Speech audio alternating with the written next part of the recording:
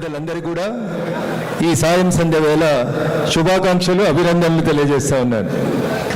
సోమవారం రోజు నుంచి పార్లమెంట్ ప్రారంభం కాబోతుంది కాబట్టి రేపు ఎల్లుండి 2 రోజులు జరిగేటువంటి కార్యక్రమాల్లో మీతో కలిసి ఉండలేకపోతున్నందుకు ముందుగా మన్నించాల్సిందిగా మీ అందరికీ కూడా సవినయంగా విజ్ఞప్తి చేస్తూ ఉన్నాను. So tomorrow 3 PM I have to leave. From Monday onwards, the monsoon session of the Indian Parliament is going to begin. That is the reason I asked and requested Mr. Mallareddy and the organizers to give few minutes of the time to address and see you all. ఏ దేశం ఎగినా ఎందుకు కాలిడినా పొగడరా నీ తల్లి భూమి భారతినేది నాకైతే నిజంగా ఎక్కడో అమెరికాలో చార్లెట్లో ఉన్నట్టు అనిపిస్తలేదు. హైదరాబాద్లోనే భాగ్యనగరంలో గొప్ప వేడుకలో మీ అందరినీ కలుసుకుంటున్నట్టు అనిపిస్తూ ఉంది. అంత గొప్పగా మన దేశ సంస్కృతి సాంప్రదాయాల్ని వినాయకుని దగ్గర నుంచి మొదలుకుంటే భరతనాట్యం వరకు మన సంస్కృతి సాంప్రదాయాల్ని భావి తరాలకు అందించడానికి మీరు చేస్తున్నటువంటి కృషికి నేను శిరస్సు వంచి నిర్వాహకులందరూ కూడా ఈ సందర్భంగా శుభాకాంక్షలు అభినందనలు తెలియజేస్తా ఉన్నాను. ట్రాన్స్ఫర్మేషన్ ఆఫ్ ఇండియా, భారతదేశం మారుతూ ఉంది, భారతదేశం మళ్ళీ మిమ్మల్ని వెనక్కి రమ్మని పిలుస్తూ ఉందని చెప్పడానికి నేను వద్దామనుకున్నాను. కానీ ఇక్కడికి వచ్చిన తర్వాత మీరు నిర్వహిస్తున్నటువంటి ఈ కార్యక్రమాలు మన సంస్కృతి సాంప్రదాయాల కొనసాగింపుని చూసిన తర్వాత మీరు ఎక్కడున్నా మన సంస్కృతి సాంప్రదాయాల్ని ముందుకు నడిపించడంలో దిట్టగా ఉంటారని, భావి తరాలకి మన సంస్కృతి సాంప్రదాయాలను అందిస్తారని నేను ఈ సందర్భంగా మనస్ఫూర్తిగా ఆకాంక్షిస్తూ ఉన్నాను.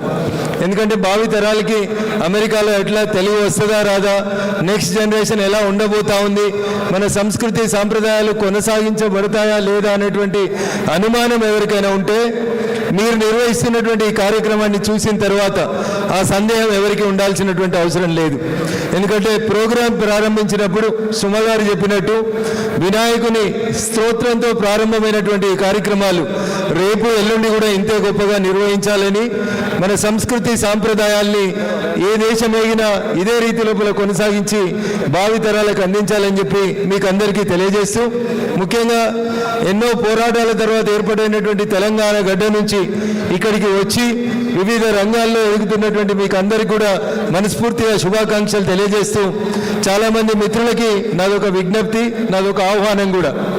రానున్నటువంటి రోజులలో భారత పార్లమెంట్కి కానీ తెలంగాణ రాష్ట్ర శాసనసభకు కానీ డీలిమిటేషన్ తర్వాత గొప్ప గొప్ప అవకాశాలు రాబోతా ఉన్నాయి. 33% మహిళా రిజర్వేషన్ కూడా రాబోతుంది. కాబట్టి ఇక్కడ ఉన్నటువంటి మా తెలంగాణ మిత్రులందరికీ కూడా ఒకవేళ if you are interested, this is the right time to enter in to the politics of Telangana as well as the India.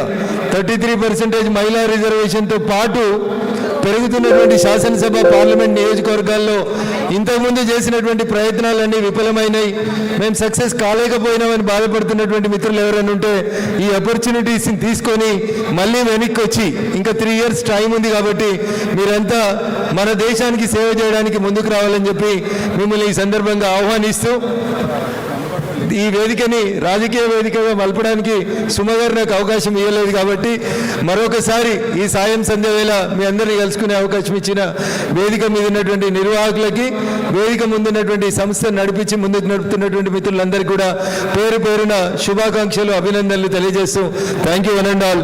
జై హింద్, జై భారత్.